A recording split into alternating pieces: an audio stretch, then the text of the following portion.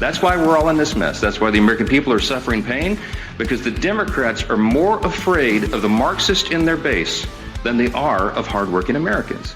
Starting this Saturday, tens of millions of Americans face the specter of financial crisis, all while Donald Trump is dancing on the tarmac in Malaysia. What did you say about it when they did it? I don't know, and I don't care. The government is shut down because Republicans have done something unprecedented. They have refused to talk to Democrats about a bipartisan budget. There's only one parallel in history that I can think of that has occurred in my lifetime. And that, of course, would be the internment of 120,000 Japanese Americans during World War II. And good morning, man. What an opening montage there. And at the very end, I just noticed, I think Dick Durbin may be going down the same trajectory as Joe Biden is. Just verbally, the whisper, slowing down part of things. At any rate, how are you this morning? Government still shut down. I don't know what day this is, 25, 20, something like that. And now, at the risk of sounding like Chuck Schumer saying every day gets better for us, I will not say that because it's not good for the American people. And even though there may be some short, temporary, partisan benefit gains to this, because I believe we are winning the messaging war here. We have done what they have always demanded, which is put forward a clean CR and then keep the paychecks going, keep the government operating, and in that window, we have negotiations. And then you can if you want to bring up trans education in Ireland, or if you want to bring up circumcisions for whatever in the Congo, all the things that they throw in. You can bring that up and you can negotiate it in that window. Because right now, the big concern, and I think this is a huge concern, is that November 1st, there is no SNAP money. So families that are relying on food stamps for eating, for being able to feed themselves and their families, that runs dry. And when that happens, that's when the pain really begins. But the Democrats are okay with that pain. I mean, I would think they are. I think they are. I think for their own political gain or their own perceived political gain, they're going to let that happen. And you might say, because I have a very weird brain where I'm like, okay, what's the counter argument to that? And if you're them, what they're saying is, well, if Republicans don't give in to all of our demands, then they're going to let people go hungry. So it's the Republican, which is just flat out untrue, because the standard they've always held to is pass the clean CR, keep the money flowing, we'll negotiate in that environment, and then move on. Suddenly, like they always do, they have changed the goalposts. So I saw Senator Langford's bill. Well, by the way, I'll get to more of this later. There's plenty to talk about over the shutdown. But I do want to pay tribute for a moment to former Congressman Richard Stallings, who I had the opportunity on a couple of different levels here to interact with. Of course, he ran for Congress 11 years ago. And even he, when I asked him about running against Congressman Mike Simpson, he didn't blatantly admit that he knew he was going to lose. It wasn't even close. But he said it just felt wrong to not have a Democrat opposing Republican congressman. So that's why he threw his hat into the ring. And he certainly was devoted. But I actually have a fairly close family connection with Richard Stallings. And I told my mother-in-law, so my wife's mother, is his first cousin. My mother-in-law was a Stallings, and they were first cousins. They had their roots down in Ogden area. And anyway, so I did not find this out until after I was married. So I always joke that, you know what, I married my wife. I found out later that her mom's first cousin is Richard Stallings, and it was too late to get the marriage annulled at that point, which, but we always would tease each other, and I felt like we had a very playful ribbing back and forth. We were politically on opposite ends, and we saw things differently, but I felt like there was always this mutual respect whenever I had the chance and the opportunity to chat with him. And I think the last time I saw Richard was actually at my mother-in-law's funeral a few years ago. We had a great discussion then, and super civil. He was a person who I believe was genuinely a good person. And again, we saw things very differently politically.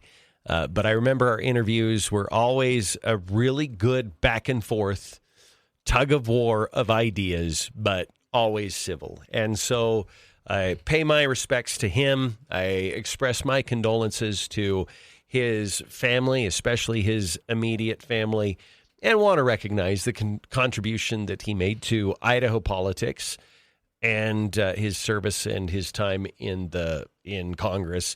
He was one of the storied Blue Dog Democrats that was more moderate, more kind of, as Democrats go, more conservative than the national far left Democrats. And so with that, my condolences and my respects for the family. All right.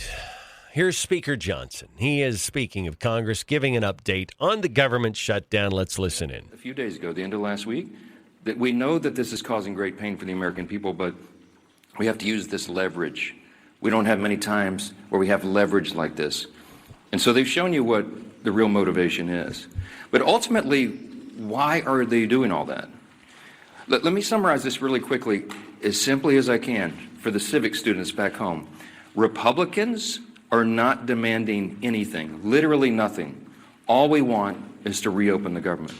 The Democrats are demanding all those things I just showed you on the chart, plus a lot more. When I say they want to send money to foreign countries, this is some of the things that they would propose that we spend money on again. They're demanding, this is a ransom to reopen the government. Things like $4 million for global LGBTQI plus awareness campaigns around the world. $4 million for the LGBTQI plus democracy grants in the Balkans. They want $2 million for feminist democratic principles projects in Africa. We're not doing that. But again, the question is why? Why? This sounds crazy. It is. Why would they do this? And what we saw on vivid display over the weekend was the re-emphasis of this fact. This is motivated purely out of fear. And what do we mean by that? You saw the Democratic leader in the House, Hakeem Jeffries, endorse Zohran Mamdani for mayor of New York City on Friday.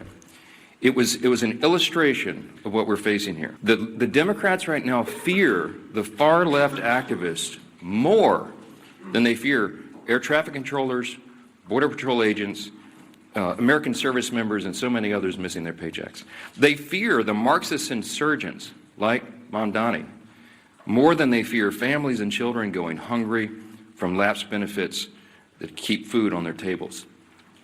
They simply fear losing their own political positions next November if they don't appease the angry far left base right now. And they will appease that base at any cost, no matter how much pain's inflicted. In fact, they've said in their own words, this gets better for us day by day. How does it get better? Because they're proving to the angry far left base in their party that they will prioritize them over the American people. And simply put, it's the profound fear in the Democratic Party that drives this shutdown. It is not principle, it is not policy, it is certainly not concern for the constituents that they say that they want to represent. We know that because even their own constituents now are begging Democrats to stop the political games and reopen the government. Just yesterday, the largest union of federal workers, the very people that the Democrats claim that they fight for, came out publicly and urged the Democrats to join the Republicans in passing the House's very simple short-term funding bill. Also yesterday, the National Air Traffic Controllers Association began to put up flyers in airports to explain the real danger that is being imposed for air travel, air safety in this country, highlighting what the Democrats are doing. So I just want to say this simply to our Democrat colleagues. You have an off-ramp now. You painted yourself into a corner, but here's your off-ramp. The unions, the largest unions, are saying, please do this. You can claim that as cover and say that you had to do it. Reopen the government. Get it working for the people. It's our number one priority and responsibility as members of Congress. But Senate Democrats have refused to do it for almost a month now. I've said it over and over. Republicans have done our job. We passed the clean short-term funding extension to keep the lights on and pay all these workers and our troops and fund programs like SNAP and WIC that Americans need and rely on. And in the meantime, Republicans have been working very hard around the clock every day of this Democrat shutdown to do our best to reduce the pain for our constituents. In our districts, we got a video running over here just showing some highlights of what all the House Republicans are doing and have been doing for the last few weeks. Out in their districts, they're trying to help Americans navigate the crisis that the Democrats have. So here we go again now. All right, it's 8:18 now on News Talk 107.9. Of course, that is Speaker Mike Johnson. It's interesting if he's doing this every weekday, and maybe even on the weekends, but certainly every weekday at 10 a.m. Eastern, 8 o'clock local time. He goes to the podium. He speaks to reporters. He speaks to the media. You would be hard-pressed to distinguish one day from the next. And I could go back, now that we've got, a couple of dozen of these in the can, I could go back and randomly pull some audio from some of the previous press conferences that Johnson's done and play it for you, and I would ask you, well, what day? It sounds like every other day. And this is going to go on. I'm seeing in the text, and I've seen this out there, that, well, they got to get past the November election so Mamdani can get elected. I'm not countering or contradicting the person that put this out there. We were saying the exact same things about the No Kings protest as well. And I am here to tell you, Speaker Johnson is exactly right. Republicans put forward a clean CR, just keeps money going at current levels. There's nothing new, exotic, crazy, wild. It's just keep funding the government at the current level while we negotiate. It's as clean as you get, especially in Washington. And yet it's the Democrats that want to leverage their big, exotic policy demands into a short-term funding bill. They are not winning this messaging war as much as they would like. There's a reason why these national media outlets are not carrying Mike Johnson's comments. And usually they'll carry comments, but then they'll try to put their own spin on it. This one, that's too tall an order. It's too tall an order to take the very straightforward, simple truth of what's happening in Washington and then to try to redirect the narrative. It's just too much. You can't do it. When people learn the basics, they're like, oh yeah, the Democrats are the ones that are being pesky, petulant children right now. But here's the thing, and I've been feeling this way for a while. I believe, and understand me when I say this, I'm not talking about satanically possessed, but I believe that the Democrat Party is possessed by something new. It's a new spirit. It's a new focus. It's a new direction, if you will. They're abandoning their blue-collar working. They still say the words. They're still trying to act like they're trying to attract that. But they know Donald Trump made some really strong inroads over the last decade into that demographic. So what they've opted to do, because you do have this Trumpian populist threat to their traditional base, they've got to mine new support. And they're mining it in the far left. They've allowed these leftists to come in like Mamdani and AOC and Bernie Sanders to come in and drive the messaging bus, to drive the agenda bus. And they're giving up on the economic issues, and they're trading those in for what they think are winning cultural issues. But it's I think it's such a fool's errand for them unless they can somehow steal elections. I think this is a terrible, terrible calculation on the part of the Democrat. And the more traditional ones, the more moderate ones like Chuck Schumer and Nancy Pelosi, they are being held hostage by this. They're going to lose their seats. Maybe not Nancy. She's far left enough. But Chuck Schumer, he has to placate them or he loses his grip on power. It's 8:23. We're going to take a break. We'll open up the phone lines, 208-542-1079, and we'll continue the discussion right here.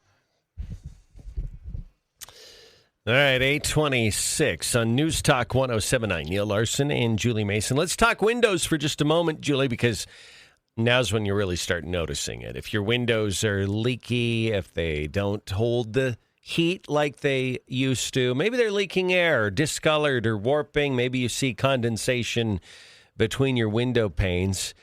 Well, before winter hits really, really hard, and we're feeling it coming, Advanced Window Products can help you with their top-rated replacement windows because they build the windows, they install them, and they guarantee them for life.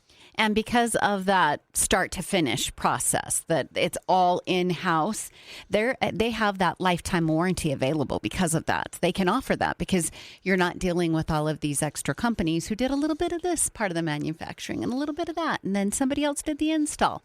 They're doing everything. So they have this super awesome lifetime warranty that covers, of course, the windows themselves, but also if you do something stupid, like if you accidentally break the window, they're going to come out and fix it anyway. Well, plus when they make your windows, they make them to fit your house.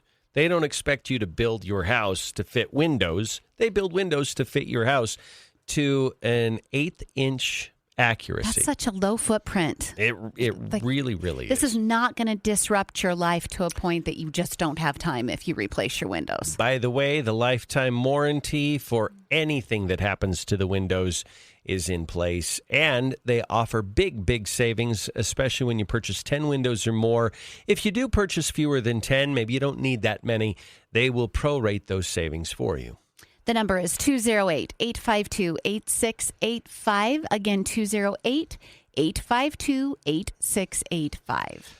All right, Julie, this hurricane, I'm glad I'm not in Jamaica right now. It's kind of ugly. Yeah, it's about to pass right over. 150-mile-per-hour winds. Yeah. They're predicting, which they love to do, everything's always the worst. They're very Trumpian when it comes to this, but they believe this will be the worst hurricane that Jamaica has ever faced. That's rough. That is right. Hurricane Melissa. Have we ever had a hurricane? Is there a Hurricane Neal? I don't know that Is there a Hurricane Julie? We should look and see at the history of hurricanes, if there's ever been a Hurricane Neal or a Hurricane Julie. Depends on how hungry I get. Then I turn into Hurricane Julie. That is true. Some days it's Category 5, Julie. Neil's as if he hasn't had his caffeine intake for the morning. Is that my when I turn into a hurricane? Cat 5? Yeah, I got you. All right. Well, it's 8:29. Government shutdown. Some people are theorizing, Julie, that we have to get past the Mamdani race in New York. Once that happens, then Schumer will give the green light to turn the government back on. But we were saying that about no kings, too. So I don't know if that is, I don't know. I mean, we're hopeful, but I think genuinely the Democrats do not give a crap about the pain Americans are going through. They don't. There's something really interesting here, too, which is we were quoting statistics yesterday that show that it's above 50%. I don't remember the number right now, but of those anywhere between 40 to 43 million who are on food stamps, that about 50% of them, roughly, are immigrant families. Oh, okay. This is supposedly your voting base. Right. So that's who you're going to harm? I think they're willing to, because what's her face? She said the other day that, it's the only leverage we have. Mm-hmm. American suffering is our leverage time that we have. And so, yeah, they want to use that to try to squeeze in their long-term policy garbage. And so, I don't. You know what? You don't cave to those tactics. You just don't. Right. And so that doesn't stop them. Chris Murphy was on with Jake Tapper. I can't play it all. It is just garbage. Well, let's be clear. We're shut down right now because Republicans are refusing to even talk to Democrats about a bipartisan budget bill. As you know, the reason that we didn't shut down for 4 years when Joe Biden was president was because Democrats negotiated with Republicans, and every single one of those short-term or long-term funding bills included both Democratic and Republican priorities. So the government is shut down because Republicans have done something unprecedented. They have refused to talk to Democrats about a bipartisan budget. Yes, we have priorities, just like they do. One of our priorities is pretty simple, making sure that premiums don't go up by 75% on 22 million families this fall. Now, the reality is, if they sat down to try to negotiate, we could probably come up with something pretty quickly. I'm so tired of that lie because the premiums were going up anyway. Yeah, because of them. Yes. So they want that bad behavior assigned to Republicans and being part of this not passing of the CR. It has nothing to do with it. Yeah. I asked, I think it was Senator Crapo last week, if Republicans have done a good enough job pointing this out, that it is Obamacare. It's the Democrats' own health care plan that's been in place now for a decade and a half that is leading to these higher premiums. And the Democrats want Republican support to continue to prop up this bad system so they don't suffer the political consequences of the healthcare system they created. And if I remember right, Senator Crapo said, yeah, I think we could do a better job of conveying that. Like, in a way, and I don't want Americans to suffer. I think, here's what I think we need, if we're going to talk about this. I think we need an Obamacare off-ramp. So if I could pull the levers, I would say, okay, healthcare should not cost as much as it's costing Americans. Well, it's costing some Americans nothing. And then it's costing other Americans a massive, unreasonable, crazy amount. So there's that imbalance that needs to be addressed. But we need to have an off-ramp from that. You can't just say, okay, we're just going to let it. You're going to hurt an awful lot of people if you don't continue to bring relief, but you have to off-ramp from it and bring a more free market-driven approach to it. So maybe you phase it out over 5 years, or maybe 3 years. 5 years feels maybe a little bit too long. But you phase it out, you create a true marketplace, you require healthcare providers to publish a menu with prices of everything that they do, so you can easily shop. You create an Amazon-like marketplace for your healthcare. And I'm also, this may be kind of a radical thought right here. I think you still have insurance, but it's almost like a secondary insurance thing. Like, the primary way you get healthcare is you pay for it out of pocket in a competitive environment, as opposed to paying massively high premiums and then feeling like you got to get the biggest bang for your buck, so you go to the doctor for everything. What if we truly only had cancer policies? I would love it. If that was your health insurance, catastrophic policies, and everything else is just out of pocket. And with a healthy ecosystem of competition. It's better than what's currently in existence. So if you're the person out there right now who's screaming at the radio, okay, I get it, but what's there is not working. So why not think up some other ideas? Yeah, I would too. You know what else I would like to see, and this would be hard to create because we think so differently, but you could have both. We have a marketplace of sellers. I think we need a marketplace of buyers, where if for instance, let's say you need something done, you need a toenail removed. Just say, I need a toenail removed, and then you have the podiatrists and the doctors offering their service at the lowest rate. They have to bid for your doll. Look, I don't know. Here's the problem. Can we talk first for a second? Because this is firsthand in my life. Yeah. Do you know how expensive med school is? Very. It is out of control. And yes, is our college system broken? That's a bigger issue all on its own. Yeah. But that's pretty tough to ask these young men and young women to go to school, spend 8 to 10 years of their life post 4-year education. So they're actually in college 14 years. Yeah. And then they're the ones that are to fix the broken insurance system. They're the ones who are having to nickel and dime and drop prices over and over and over again to fix this system. But that's every business. Okay, well, you're going to run out of doctors then because they can't afford to go to school. Right. So we got to fix the overall But then system. what happens is the med schools drop their prices so they can have more students. Well, we're going to have a pretty big drought there for a while. Yeah, I know we are. I know, but I don't want to get locked into this endless cycle of healthcare being insanely expensive. And everything, college is insanely expensive. Healthcare is insanely expensive. Insurance is insanely expensive. And it's this cascade. Doctors have to charge more because they've had to pay more for college. And donate a ton of time. Well, yeah, that too. That's what I'm saying. So at some point, we kind of have to break this cycle. A few years back, I was pretty excited because Walmart was looking into getting into local healthcare clinics. So you would have kind of the scalability that Walmart brings and the lower prices that they bring.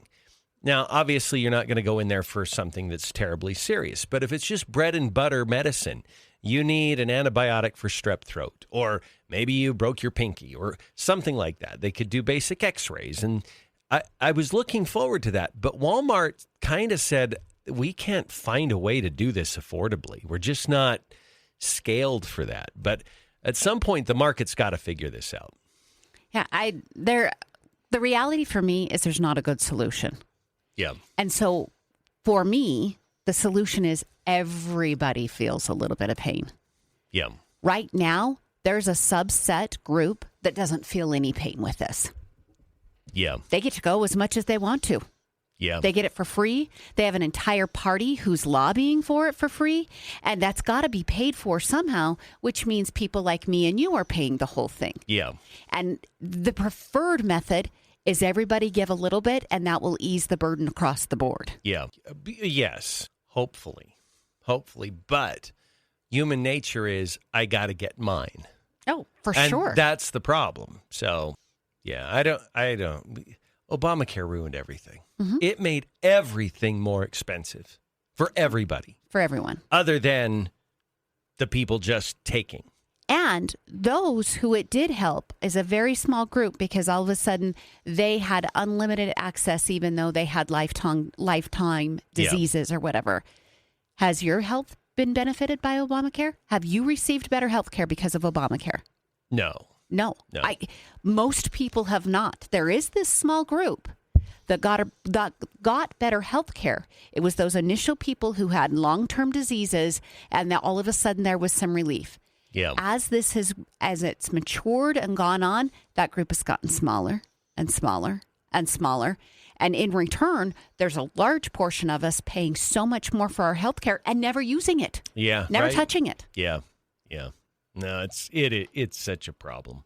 Let's go to the phones. 208-542-1079. Caller, how are you today? Just fine. Interesting listening to you guys this morning. Yeah.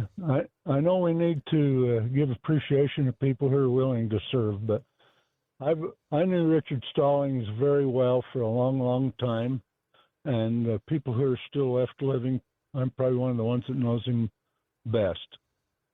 If he were there right now, he would be voting right with the Democrats. He might have been a little bit of a moderate, but he was always caved to what Jim Wright and the leadership back then wanted.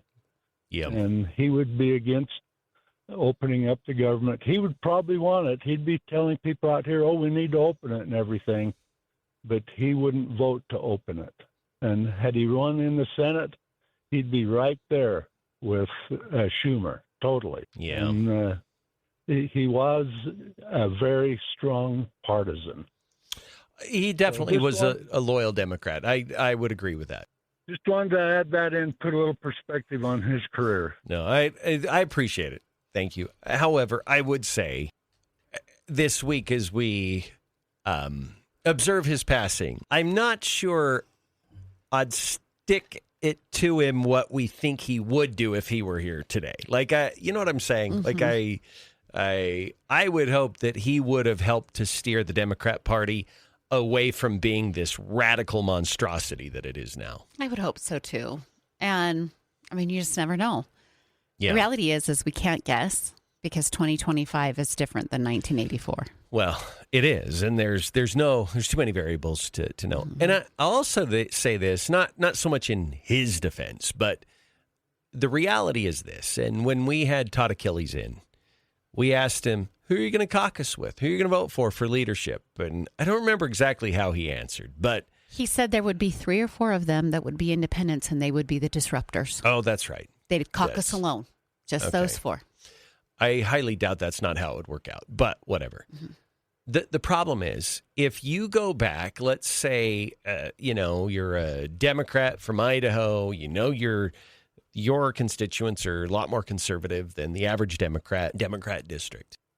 The fastest way to have no influence, to not serve in any meaningful capacity on any important committee, would be to do what this last caller suggested, which is don't vote with the Democrats. Don't do it. Which you're like, well, then what use are you if you're not representing your constituents?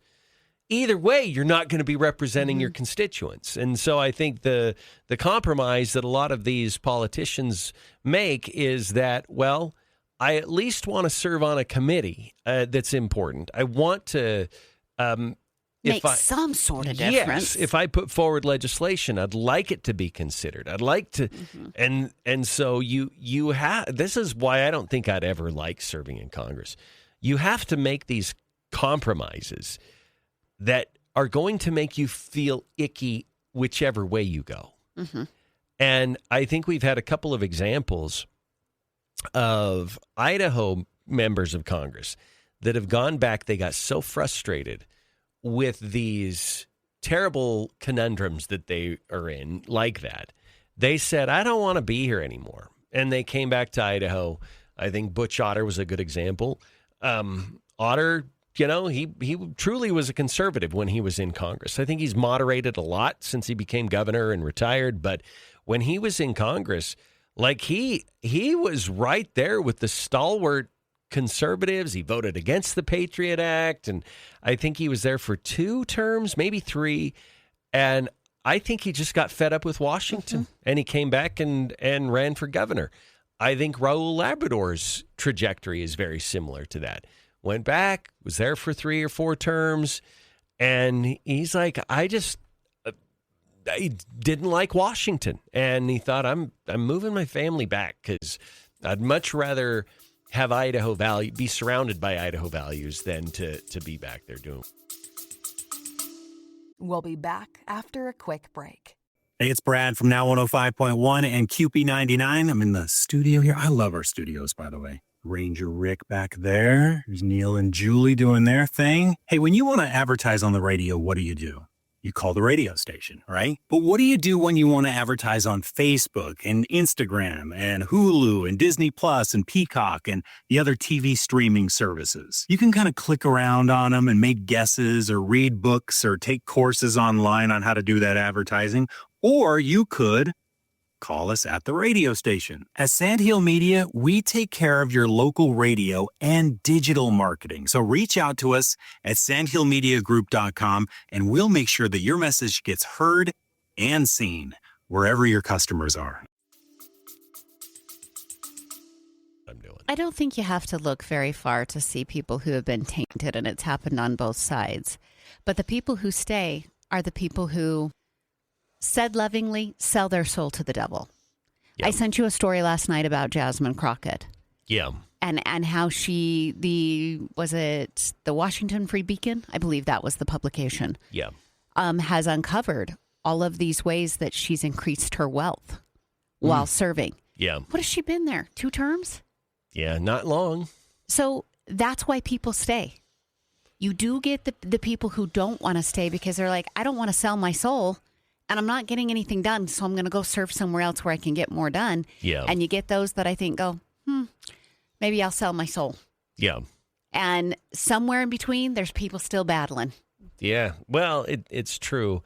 I also think we have the right to take a very, very close look at how these members of Congress on a very, very, very middle-class salary for Washington, D.C., become insanely wealthy in a few years back there. 8:45, time for our news break. We'll be back after this.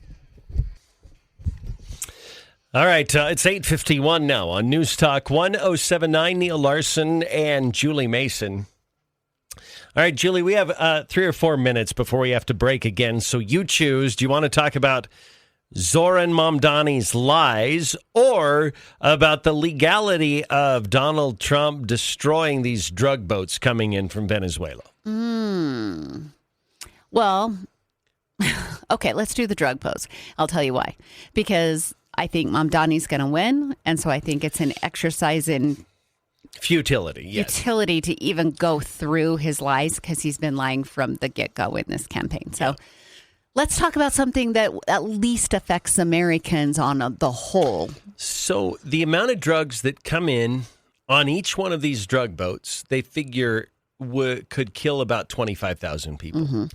So the Democrats right now, and I don't know, this reminds me of the Abrego Garcia situation, where you take an approach where you're questioning the legality of Donald Trump blowing up these drug boats because there's no due process, there's no whatever, right? And I think most Americans, and I'm not going to comment on right, wrong, whatever. I'm just talking about the optics and the politics of it. I think most Americans, even if they're not inclined to think Trump is the greatest thing ever, they look at it and they go, good, I don't want those drugs here. I don't want these drugs killing our children. I don't want these drugs destroying people's lives. And I think even, and I'm not saying it is, I'm not conceding a point here, but I am saying even if it were illegal, most Americans would say, I don't care. It's helping America to be safer, and it's saving lives of our children. To the point where some people would say it would be immoral to not destroy those drug boats coming in. I would ask the same question. You know that there is 8 or 9 cartel members that are going to walk into your kids' elementary school today. There's not 25,000 kids in your elementary school, so this is very doable, this comparison. Yeah.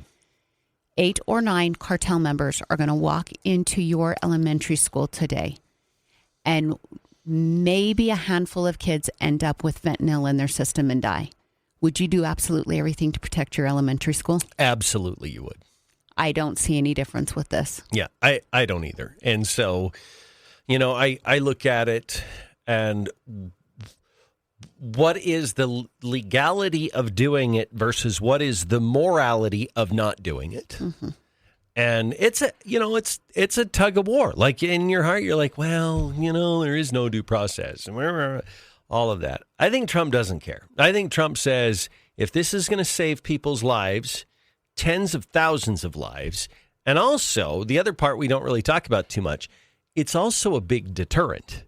So I bet you the rate of drug boats trying to get to the United States has probably dropped off. I don't know for sure, but I'm guessing that, and I don't know if we can know that, but I'm guessing you're going to think twice about getting in that boat trying to get those drugs to America.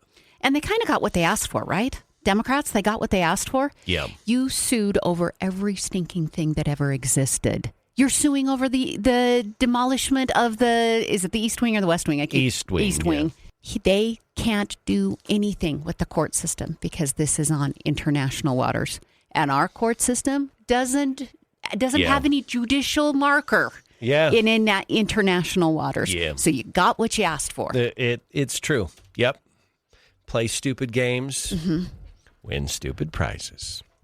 We are going to talk about Mamdani next hour, though. So Okay. It's all coming up right here on News Talk 107.9, 8:55. All right, it's 8:59 now on News Talk 107.9, hour 2 of the Neal Larson Show. Straight ahead, we'll take your phone calls, and we'll have a good, robust discussion. All right, we're back. It's 9:07 now on News Talk 107.9, Neal Larson, along with Julie Mason. And Julie, we're going to go right to the phones. We've had a caller who's been waiting through the news break, and we want to get right to them. Caller, thanks for waiting. How are you this morning? I'm good.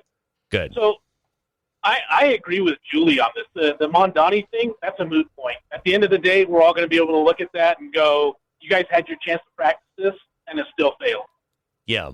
But what's more important is what Trump is doing with those drug votes, because that does impact every single one of us on a daily basis. Yes. And how so? Elaborate on that. Well, I mean, those drugs, they come into our country, and then they filter all across the country from one end to the other, and then we all pay for that. We pay for it in policing. We pay for it in medical bills. We pay for it in our education system when we have students that don't pass. It impacts all of us on a daily basis. People that become dependent on those drugs, they become government dependent, and then we are supporting them. Yeah. So it's a huge impact on everybody. And if, in my mind, those criminals are forfeiting their right to due process when they act in that manner. And Marco Rubio was right. It's an aggressive manner. It's an aggressive act towards us. Yeah. Do we cry about the home invader who didn't get due process when the homeowner handled business? Not usually. I mean, you look at this situation, but yeah. Yeah, I mean, in my mind, it's the same thing. They forfeited their right to due process by committing that act. Yeah. Yeah.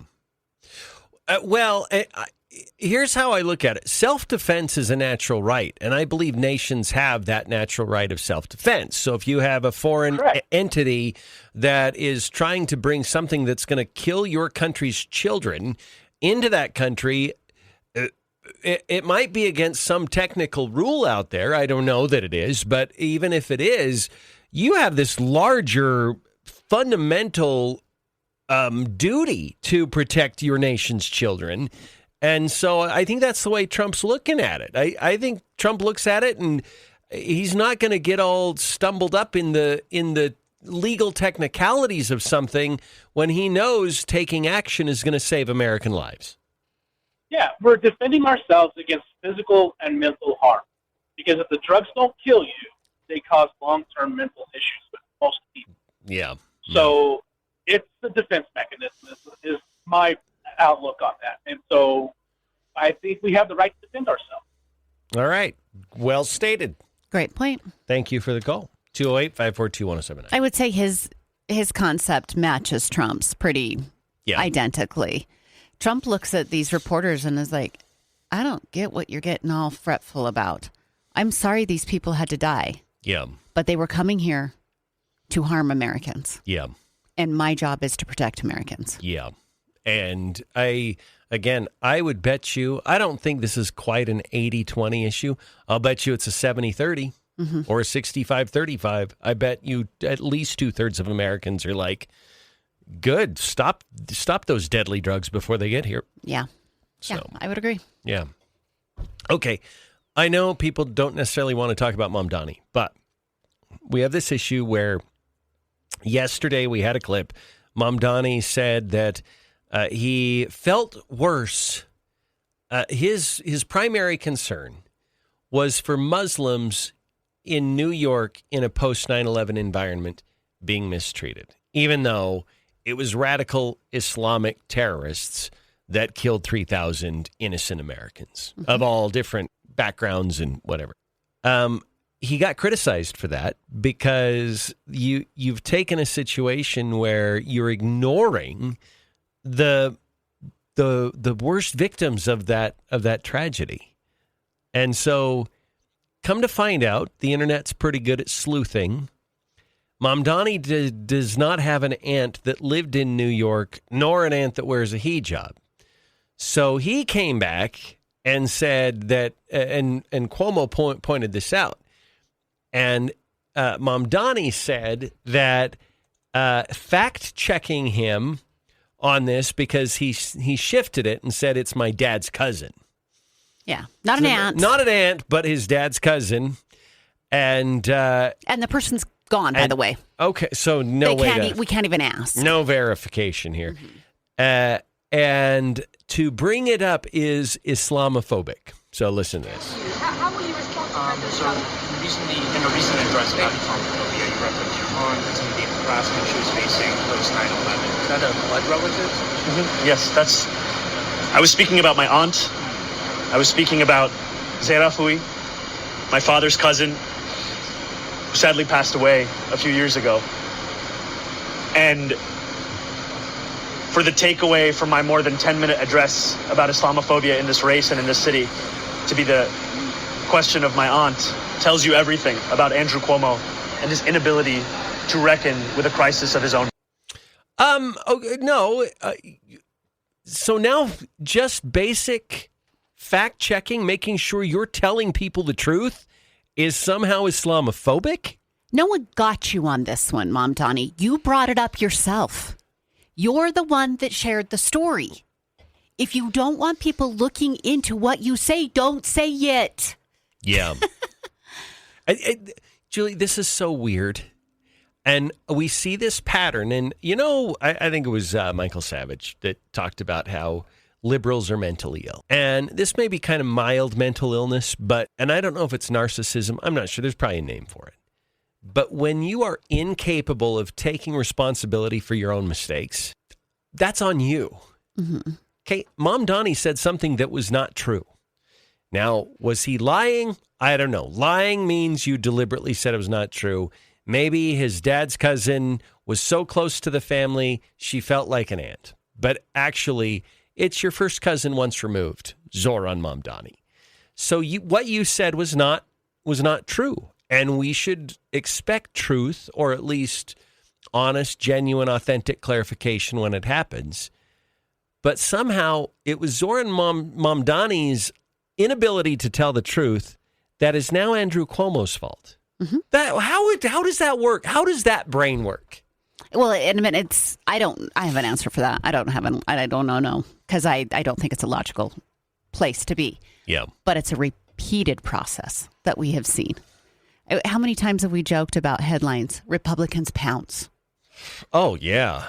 We're only pouncing because you did it. You gave us something to pounce on. If you hadn't done the action, or if you hadn't said the lie, Republicans wouldn't be calling out the lie. Can you imagine, Julie, because we have guests on all the time, and I said, oh, here's Bob's phone number to be a guest.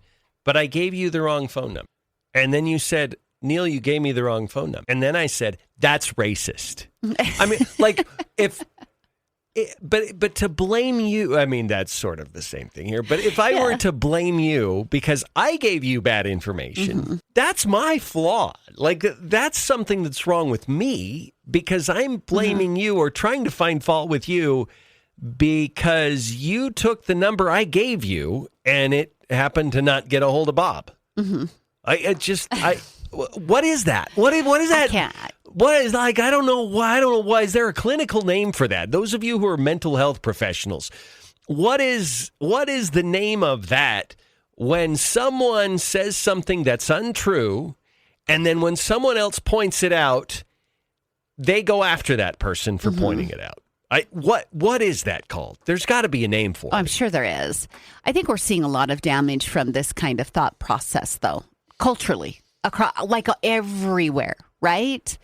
So let's take a cultural issue. We just finished this big, huge saga with P. Diddy and his parties and the filthiness that occurred at the parties. Yeah. Part of his defense was, why are you even looking at me? Those people wanted to be there. Stop looking. Stop looking. Yeah. Okay. Women are getting raped. Right. But stop looking. Yeah. That's your defense. Yeah. That's basically what Mamdani is saying here. Why are you looking at me? I get to stand up and say whatever I want. You're the one with the problem. Stop paying attention. Has there also been such a sycophantic relationship between the media and Mamdani, some top-name politicians and Mamdani, that he just does not think that he should be scrutinized in any way, that he should be immune from any critique whatsoever. I think they get this idea that they've been promised that, and I don't know if it comes with the concept of being handpicked and groomed. Yeah. I say that very deliberately. AOC was handpicked and groomed. Yeah. And she's behaved like this before. Yeah. How dare you look at my relationship? Don't be asking any questions about my personal life. You don't need to know what I graduated in. You don't need to know where I live. You don't need to know what my investments are. Like, yeah, that's she's got this concept that she was handpicked and coronated into this position. You don't get to ask. Jasmine Crockett is doing it now. Oh, yeah. And we lived through a whole entire presidential 2 terms of somebody. We weren't allowed to ask any questions of Obama, or else it was racist. Yeah, that's true. That's true. They live on a pedestal that is unscrutinizable. Mm-hmm. It's got to be a word. Yeah. If not, it should be. It is now. You've deemed it one. Unscrutinizable. Okay, 208-542-1079 if you'd like to join us on the program. Any new twists and turns in the local mayoral races, Julie? Not that I know of. You've got mail. Yeah. I believe there is another debate tomorrow between the Idaho Falls candidates. Any debates remaining between the Pocatello candidates? I don't know. I don't know either. We'll find out. Okay. But, yeah. Yeah. So I guess we'll see. See if we have any more religion fallout tomorrow during that debate. Oh, yeah. Do you expect a question along those lines? You know what question I would ask? I actually thought about this last night. The question I would ask would be of Lisa Burtonshaw. I would repeat the question that was asked of Jeff Aldridge, and I would say, was that an appropriate question to ask in a mayoral debate? Okay. Look, it's been opened. I think you could ask that question now tonight. that it's there, yeah.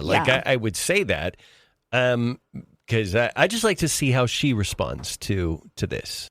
And I'm not saying that go after her. I'm just saying, you've got... This is to me, this was a very unnecessary injection of religion into the mayoral race.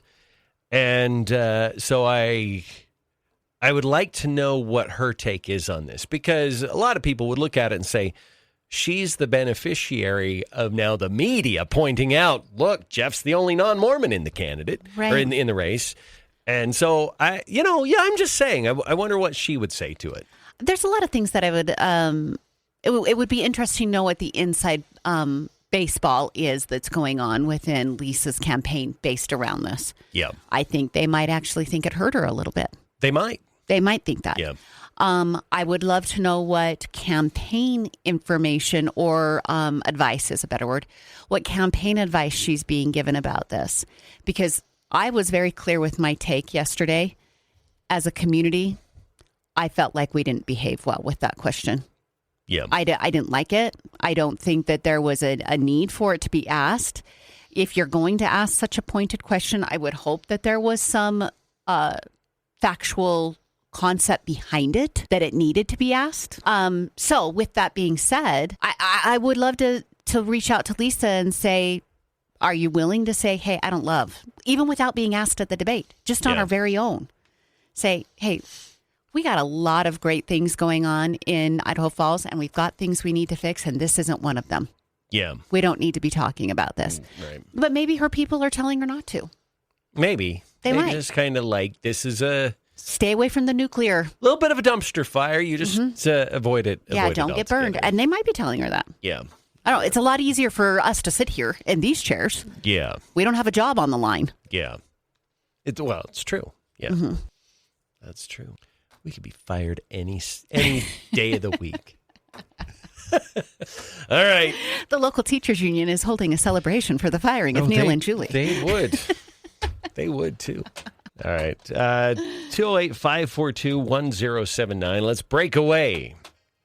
If you'd like to reach the program via text or via phone, the Stones Automotive Group call and text line is 208-542-1079. Okay. Mountain States Policy Center.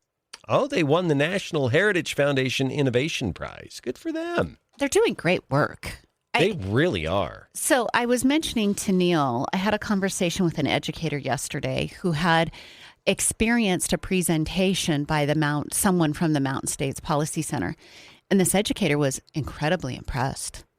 And I said, you should be. They're doing great work. Even if you don't agree with them, geez, at least be honest. Yeah, right. They're doing good work through that organization, very factual based. Mm-hmm. They don't sling a lot of mud. No. And wouldn't it be wonderful if we could get to that? Yeah. In these political discussions. You know what? That's true. And I don't mean to, this is going to sound kind of petty of me, but like the Idaho Freedom Foundation, they go after politicians. If you're a Republican and you're not voting like one, they're going to come after you, which First Amendment, they have every right to do it. That's not really a slam. But that's not the Mountain States Policy Center. They don't make it about people. I don't even think they issue a scorecard. They might support particular candidates. I'm not sure. I got to look into them a little bit more. But I love that they just talk about good policy. It's a very grown-up approach. I think they've gained a lot of support the last couple of years. And they don't give their critics much ammo to work with. Mm-hmm. Because they're not in. They're very deliberate with their message, and that will prevent critics from having the ability to attack you. Yeah, that's good. Family chat, Peyton and Marley. Gotcha. I always get included in it, but they don't ever think about my schedule. They're like, they don't think. Peyton and Marley and Mom want to talk at 9:24. Well, Mom is working. Mom's already talking, but yeah. Go after this 30 here. Oh, have you seen this video? No. Just watch. Oh. He did it on purpose. The car veered over to stop the high-speed chase from happening. He's alive. He survived, but man. Oh, that's great. Oh, we're back on. Hold on. All right. Got distracted by the outcome of a high-speed chase on the TV. It was my fault. I'll take responsibility for that one. I was making him watch it. It's okay. See, if I would have said, Julie, you caused dead air, then you would say, that's racist. Welcome back. 208-542-1079. It's Neal Larson, along with Julie Mason, if you'd like to reach us, 208-542-1079. And, okay, I am tempted, though not convinced right now that I should, a flash poll about faith in a political race. Sure, why not? I don't quite know the question. How to phrase it. And it's got to be the right question, or else I run the risk of tainting or shifting it one way or the other. Yes. And maybe it's open-ended. What role should faith play in a political campaign? Mm-hmm. Is it I saw someone say on social media, it doesn't even matter who. The way it was phrased struck me a little bit. They said, I want the people I elect to be Christian. Is that a fair expectation? Is that a level of bigotry if you exclude anyone who's not Christian from being worthy of your vote? Like, is that, or if, because I can argue either way, because I think there are very, very good Jewish people that could represent my values. Sure. I think there are probably non-religious people, not necessarily atheists or active agnostics, just people who don't take a strong opinion it's a shrug on faith for them, yeah. That they still believe in limited government, they believe in low taxes, they believe in healthy communities and, family values, and I wouldn't have a problem being represented by someone like that if they were a good choice at the ballot box. I mean, I could either be represented by Christians or Mormons. You're such an inflammatory person. I'm just kidding. All right, I just wanted to let that hang there for a minute, because I am one. I'm and sitting both. here thinking, can you add it to your list? Sure. Because typically when you add something like that to your list, you're just trying to find someone who matches your value system. Yeah. What I would warn against is it can't be the primary. You should have like a priority system of what you're searching for. And if that's your primary priority system, I'm not sure you understand politics. Yeah. No, yeah. So, like, I look at it, let's have a very broad 30,000 foot view, okay? And I just listed what's important to me. I want limited government. I want low taxes. I want a low regulatory burden. I don't want to have a whole bunch of red tape every time I want to do something, right? Mm-hmm.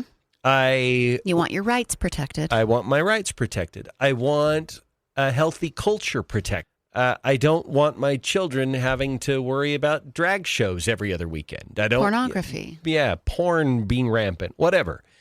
I don't care if that person isn't active, functioning Christian. I think you're more likely to find those things in the realm of Christianity. But I think what happens is, well, how much do you narrow this funnel down? Because I have a pretty broad breadth here. Like I look at it and I'm like, I really don't care if they're part of my faith. Mm-hmm. It neither gives them an advantage for me, nor a disadvantage.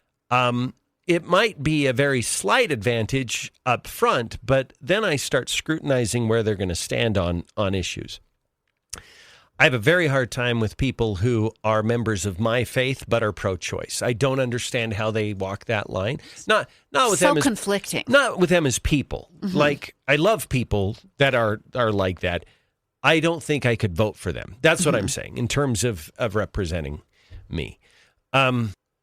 So having said that, I think there are others who are like, okay, yeah, if I can't have someone of my faith representing me, I want them to be Christian. Mm-hmm.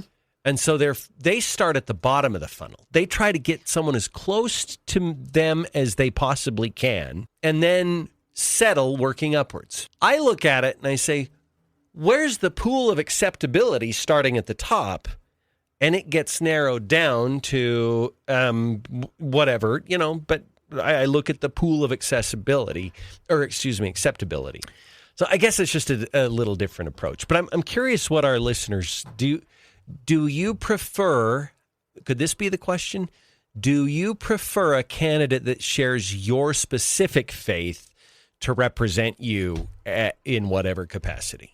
Okay, I think that's a good question. We've had a couple of people already text in. Somebody said, I don't care what religion they are, unless it's a religion of death to the West or to the USA. They just need to put we the people first. Yeah. And I mean, I think that's another way of saying what you've already said. Let's see. We've gotten several. I haven't been able to read all of them. You should ask on a scale of 1 to 10, how much does a candidate's faith affect your vote? Somebody else. Okay, so this is someone that's potentially disagreeing with you. They said, our laws are out of the Bible. 100%. I would like a person that believes in faith. So that's a little bit more primary for them. Oh, okay. Well, I think it was Ben Shapiro and Bill Maher had an interesting discussion about this. That because of this, and I agree with this, a lot of the laws that we have are based in biblical law. And Ben Shapiro pointed that out to Bill Maher in a really clever way. I don't exactly remember how it unfolded. But basically, Ben's point was even atheists believe in the Bible because they believe if you believe in you shouldn't kill people, well, that's a biblical teaching. Yeah. So if you're an atheist that believes in the Bible if you're against murder. You believe in loving one another. That norm, that ethic, its roots are in the Ten Commandments. So I think it's, But how specific do you have to get? I guess that's my question. Narrowed. Yeah. Let's go to the phones, 208-542-1079. Hi, caller. How are you today? Good. How are you? Good. Doing well. Well, I think that the question you're asking, I think that, yes, it's very important, especially because we're having a race very close and we're going to vote for a new mayor and city councilman in different cities.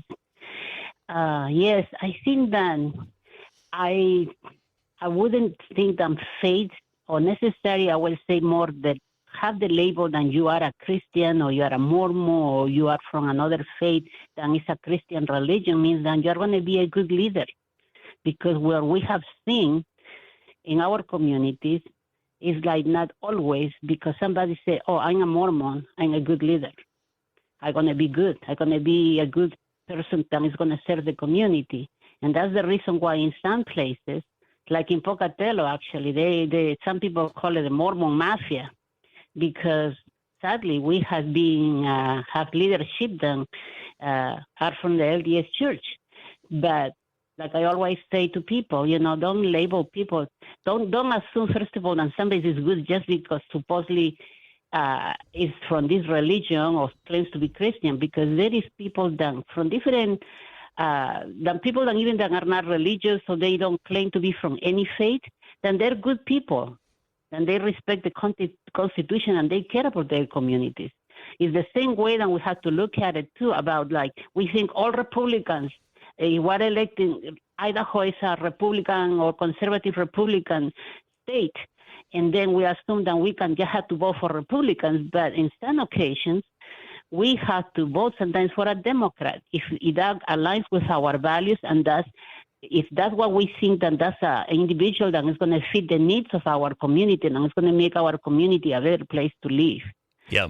So I think that I'm going along with Junior when you were saying, not necessarily have to be like, oh, it has to be from my faith, or even assume that, oh, because he's from my faith, I'm going to vote for him. No, I think you have to research, you have to find out about the character of the individual and what he actually claims that he's going to do for our communities. And according to that, that's where your vote should go. Yeah. No. This is all great points. It is. Yeah. It's a great point. Thank you so much. I appreciate that. She's always such a great caller. So I actually, we're getting a couple of texts here, and I don't disagree strongly with it, but I think we're getting sort of different textures and flavors here of people responding, saying that our country was founded on Christian values. So I think the implication in that is it's okay to vote for someone or to want to have a Christian in office. Right. Okay. So I get it. Like I said, it can be part of your... Yeah. I think it can be part of your evaluation. I just don't know if on a priority list that should be the very first thing. Yeah. I think you should be looking at the way that person... Because a lot of people will claim to be a certain religion. Yeah. And they don't really do anything with it. I mean, we've gone through a Biden administration that fully supports killing babies at 9 months old, yet he says he's Catholic. Right. Please explain that. Yeah.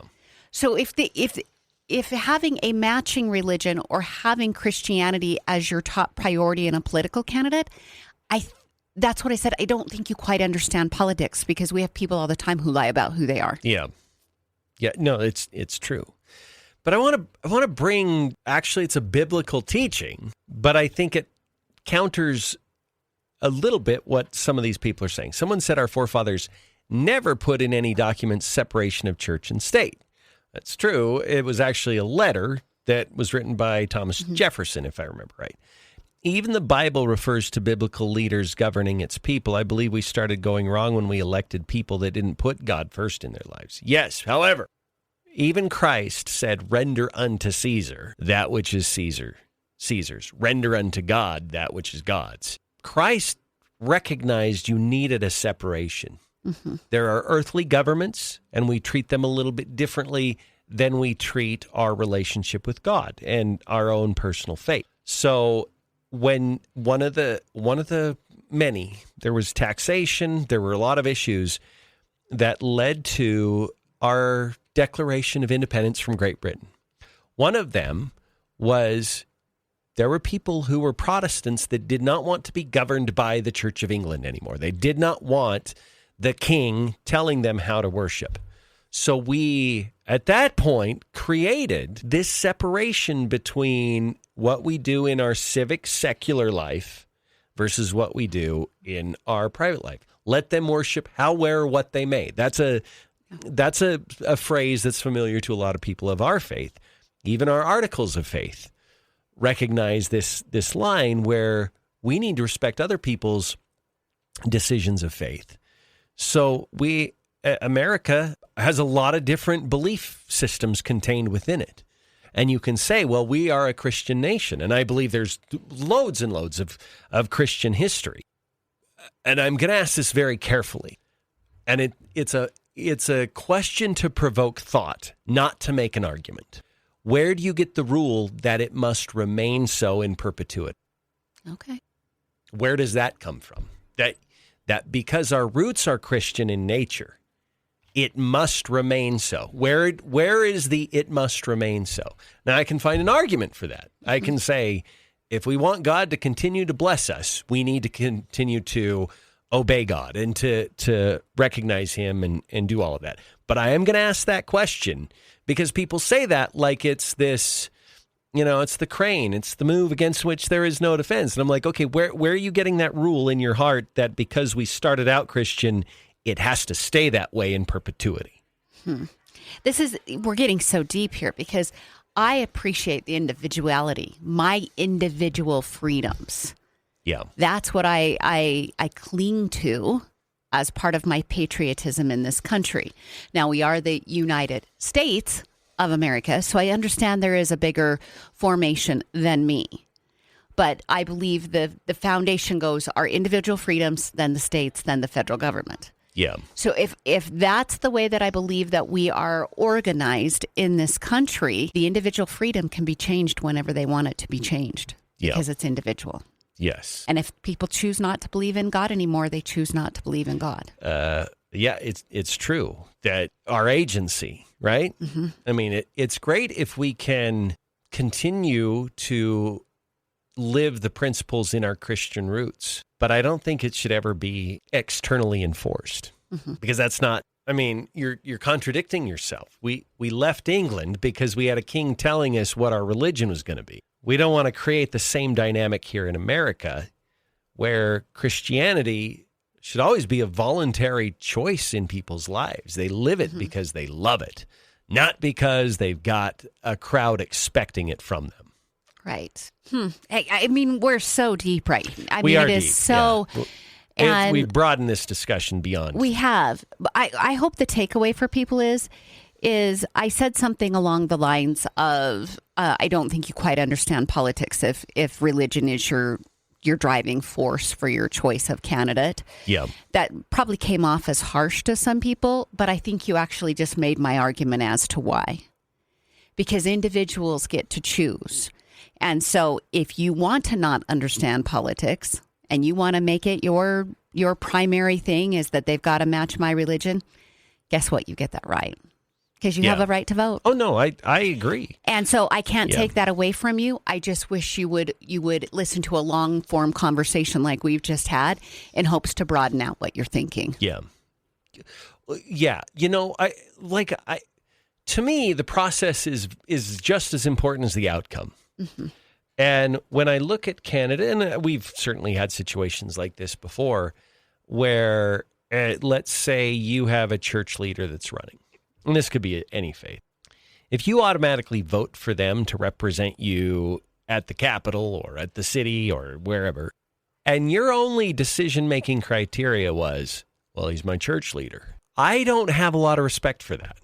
I'll be honest with you. I think it takes more than that. It's a little shallow. You've got to look at their leadership skills. You got to look at their ability. You got to assess how are they likely to vote on issues that are important to me. You got to do all of that.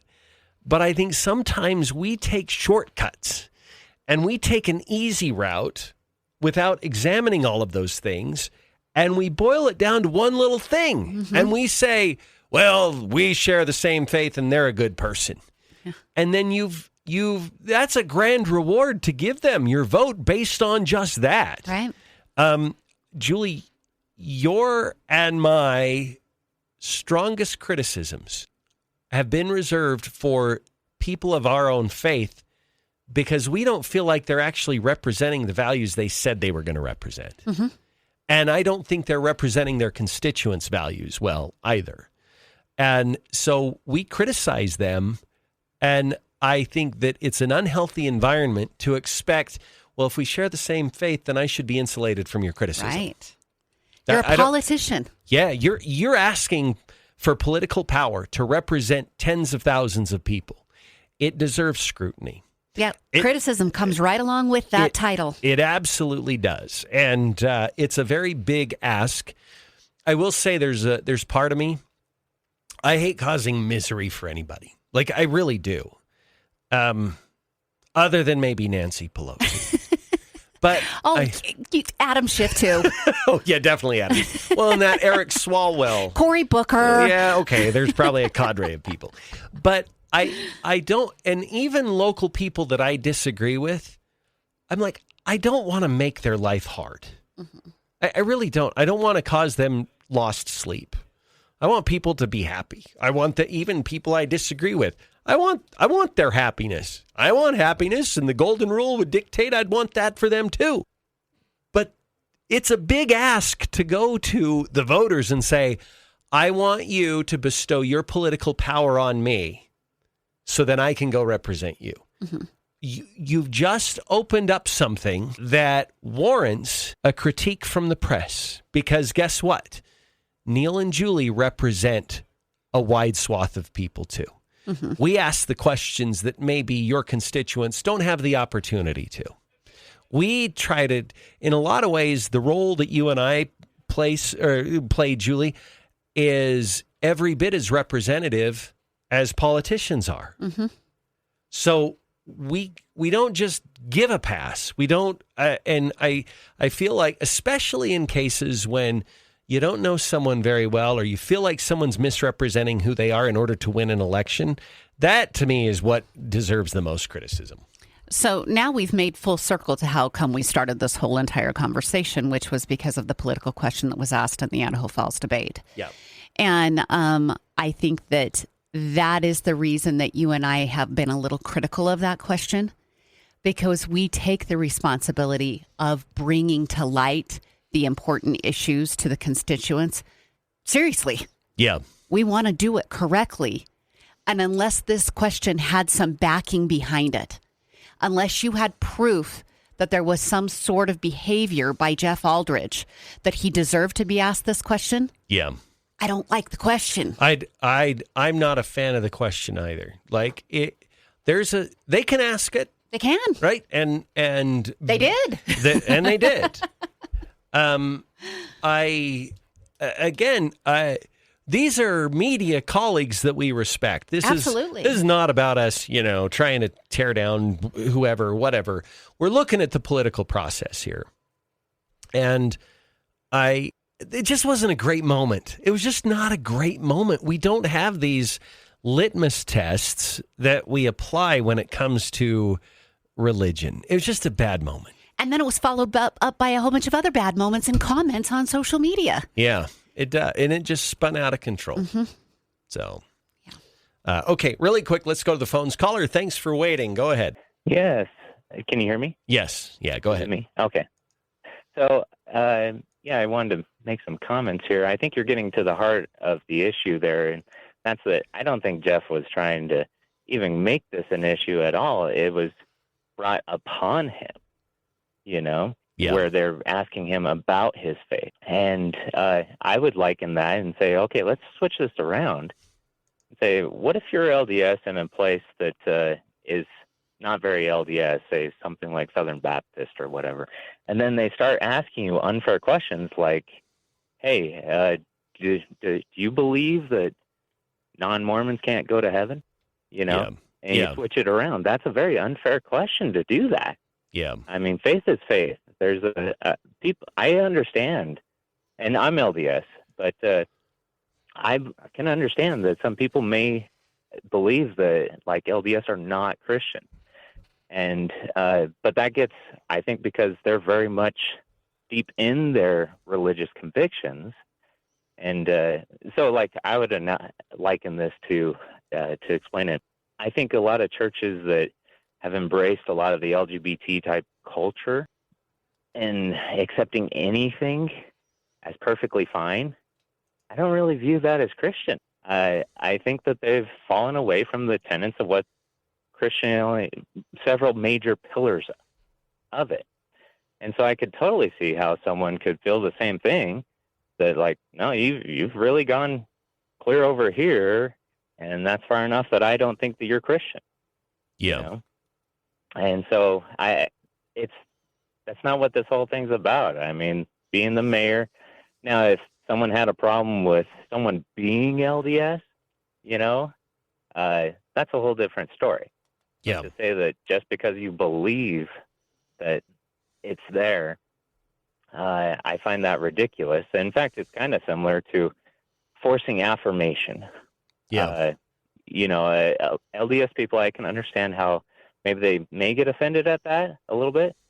Yeah. But look at it, similar to kind of like the transgender issue, where they're saying, I am this, and you're saying, no, you're not. I don't believe you're that.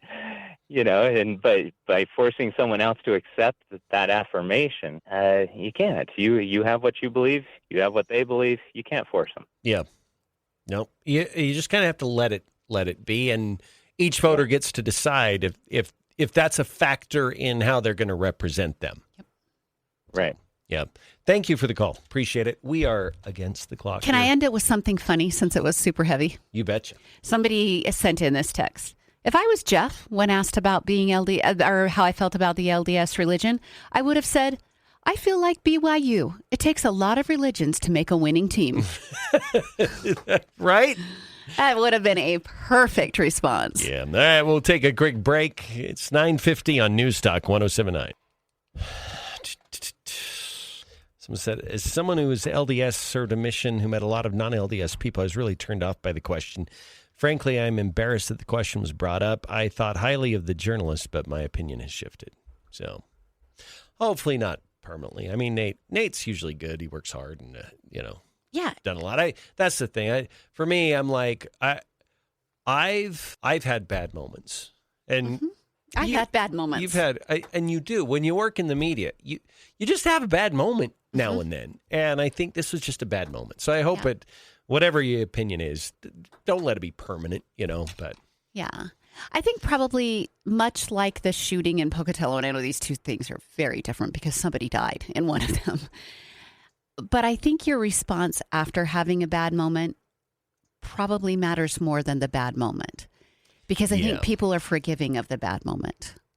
Yes, I agree with that. And I've all along have said that we can armchair quarterback that shooting from a gazillion different angles. Yeah. But you had plenty of time to respond to it. Yeah. And that's where I believe the biggest failure happened. Yeah, I think so too. And there would be people who would be like, somebody's dead. You can't say that was the biggest failure. Yeah, well, you haven't put yourself in a cop's shoes.